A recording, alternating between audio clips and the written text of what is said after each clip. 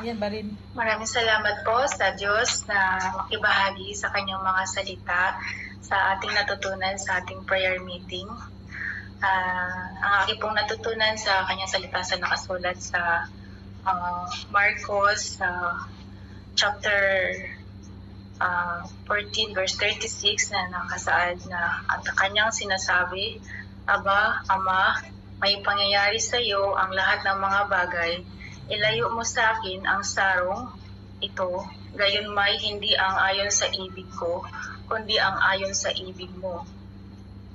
Tayo po magpasakop tayo sa ibig ng Diyos, magpasakop tayo sa kanyang kalooban. At nasusulat sa Lucas chapter 22 verse 42 na sinasabi, Ama, kung ibig mo, ilayo mo sa akin ang sarong ito, gayon may huwag mangyari ang aking kalooban, kundi ang sayo. Mga kapatid, tayo po magpasakop tayo sa kalooban ng Diyos. Ang Diyos po ang nakakaalam kung anong ibig niya para sa ating mangyari at ang kanyang kalooban at hindi sa atin. Tanggapin natin ang kalooban ng Diyos na walang alinlangan. Tinawag tayo ng Diyos para tayo magpakabanal at gumawa ng mabuti sa kapwa.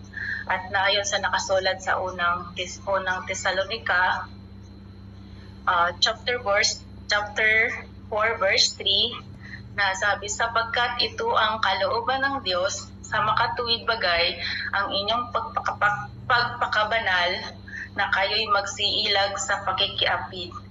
Kaya tayo mga kapatid, susunod tayo sa gusto ng kalooban ng Diyos sa kanyang mga salita. Gumawa tayo ng mabuti nang hindi sa ating kalooban ang masusunod.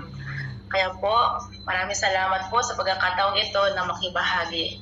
Milyong salamat po sa Diyos. Pag-ibig!